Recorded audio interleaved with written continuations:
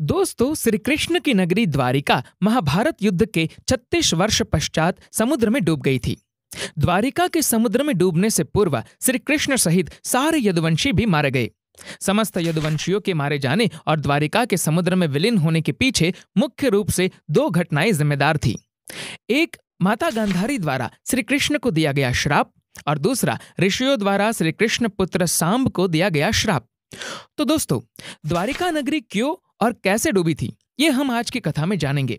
तब तक दोस्तों, आप सब लोगों का बहुत बहुत स्वागत है हमारे YouTube चैनल इंडियन रियलिटी में। दोस्तों, महाभारत युद्ध की समाप्ति के बाद जब युधिष्ठिर का राज तिलक हो रहा था, तब कौरवों की माता गांधारी ने महाभारत युद्ध के लिए श्री कृष्ण को दोषी ठहराते हुए श्राप दिया कि जिस प्रकार कौरवों के वंश का नाश हुआ है, ठीक उसी प्रकार यदुवंश का भी नाश होगा। महाभारत युद्ध के बाद जब 36वां वर्ष आरंभ हुआ तो तरह तरह के अपशकुन होने लगे। एक दिन महर्षि विश्वामित्र, कण्व, देवर्षि नारद आदि द्वारिका गए। वहां यादव कुल के कुछ नवयुवकों ने उनके साथ परिहास यानी मजाक करने का सोचा। वे श्री कृष्ण के पुत्र सांब को स्त्री वेश में ऋषियों के पास ले गए और कहा कि यह स्त्री गर्भवती है, इसके गर्भ से क्या उत्पन्न होगा। ऋषियों ने जब देखा कि ये युवक हमारा अपमान कर रहे हैं, तो क्रोधित होकर उन्होंने श्राप दिया कि श्री कृष्ण का यह पुत्र वृष्णि और अंधकवंशी पुरुषों का नाश करने के लिए एक लोहे का मुसल उत्पन्न करेगा, जिसके द्वारा तुम जैसे क्रूर और क्रोधी लोग अपने समस्त कुल का संहार करोगे। उस मुसल के प्रभाव से केवल श्री कृष्ण और बलराम ही बच पाएंगे। श्री कृष्ण को जब ये बात पता चली तो उन्होंने कहा कि ये बात अवश्य सत्य होगी। मुनियों के श्राप के प्रभाव से दूसरे दिन ही सांब ने मूसल उत्पन्न किया। जब ये बात राजा उग्रसेन को पता चली तो उन्होंने उस मूसल को चुराकर समुद्र में डलवा दिया। इसके बाद राजा उग्रसेन और श्री कृष्ण ने नगर में घोषणा करवा दी कि आज से कोई भी वृष्णि अंधकवंशी अपने घर में मदिरा तैयार नहीं करेगा। जो भी व्यक्ति छिपकर मदिरा तैयार करेगा उसे मृत्युदंड दिया जाएगा। घोषणा सुनकर द्वारिका वासियों ने मदिरा नहीं बनाने का निश्चय किया। इसके बाद भी द्वारिका में भयंकर अपशकुन होने लगे। प्रतिदिन आंधी चलने लगी।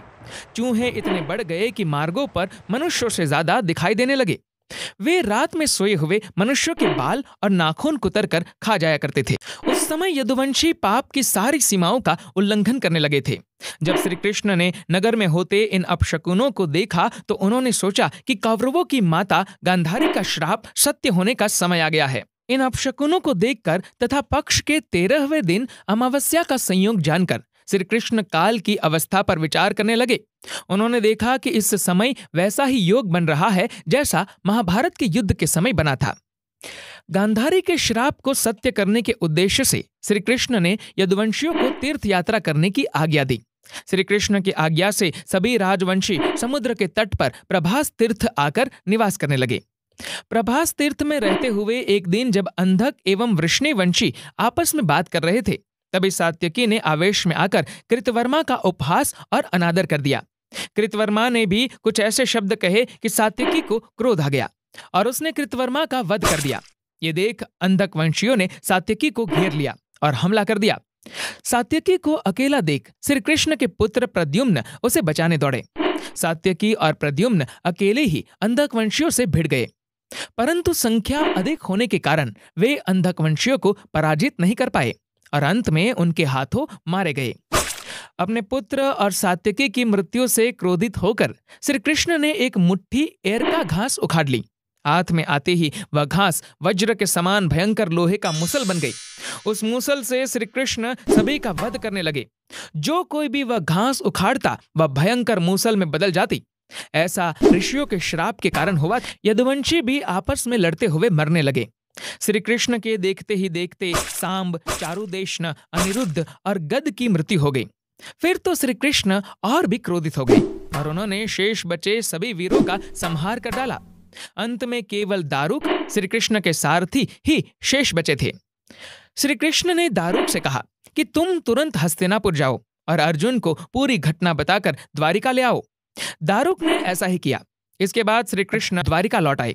द्वारिका आकर श्री कृष्ण ने पूरी घटना अपने पिता वसुदेव जी को बता दी। यदुवंशियों के संहार की बात जानकर उन्हें भी बहुत दुख हुआ। श्री कृष्ण ने वसुदेव जी से कहा कि आप अर्जुन के आने तक स्त्रियों की रक्षा करें इस समय बलराम जी वन में मेरी प्रतीक्षा कर रहे हैं। मैं उनसे मिलने जा रहा हूं। जब श्री कृष्ण ने नगर में स्त्रियों का विलाप सुना तो उन्हें सांत्वना देते हुए कहा कि शीघ्र ही अर्जुन द्वारिका आने वाले हैं, वे ही तुम्हारी रक्षा करेंगे। ये कहकर श्री कृष्ण बलराम से मिलने चल पड़े। वन में जाकर श्री कृष्ण ने देखा कि बलराम जी समाधि में लीन है। देखते ही देखते उनके अंदर से सफेद रंग का बहुत बड़ा सांप निकला और समुद्र की ओर चला गया। उस सांप के हजारों मस्तक थे। समुद्र ने स्वयं प्रकट होकर भगवान शेषनाग का स्वागत किया। बलराम जी द्वारा देह त्यागने के बाद श्री कृष्ण उस सूने वन में विचार करते हुए घूमने लगे। घूमते घूमते वे एक स्थान पर बैठ गए और गांधारी द्वारा दिए गए श्राप के बारे में विचार करने लगे। देह त्यागने की इच्छा से श्री कृष्ण ने अपने इंद्रियों को संयमित किया और महायोग समाधि की अवस्था में पृथ्वी पर लेट गए। जिस समय भगवान श्री कृष्ण समाधि में लीन थे, उसी समय जरा नाम का एक शिकारी हिरणों का शिकार करने के उद्देश्य से वहां आ गया। उसने हिरण समझकर दूर से ही श्री कृष्ण पर बाण चला दिया। बाण चलाने के बाद जब वह अपना शिकार पकड़ने के लिए आगे बढ़ा तो योग में स्थित भगवान श्री कृष्ण को देखकर उसे अपनी भूल पर पश्चाताप हुआ। तब श्री कृष्ण ने उसे आश्वासन दिया और अपने परम धाम चले गए। अंतरिक्ष में पहुंचने पर इंद्र, अश्विनी कुमार, रुद्र, आदित्य, वसु, मुनि आदि सभी ने भगवान का स्वागत किया। इधर दारुक ने हस्तिनापुर जाकर यदुवंशियों के संहार की पूरी घटना पांडवों को बता दी। ये सुनकर पांडवों को बहुत शोक हुआ।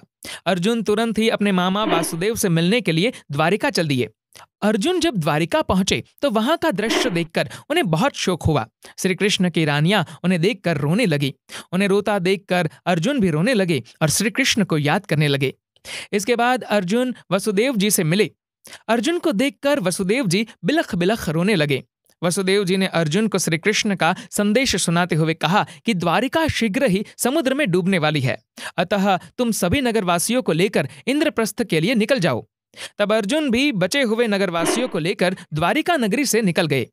अर्जुन वहां से निकलने के बाद द्वारिका नगरी भी समुद्र में डूब गई।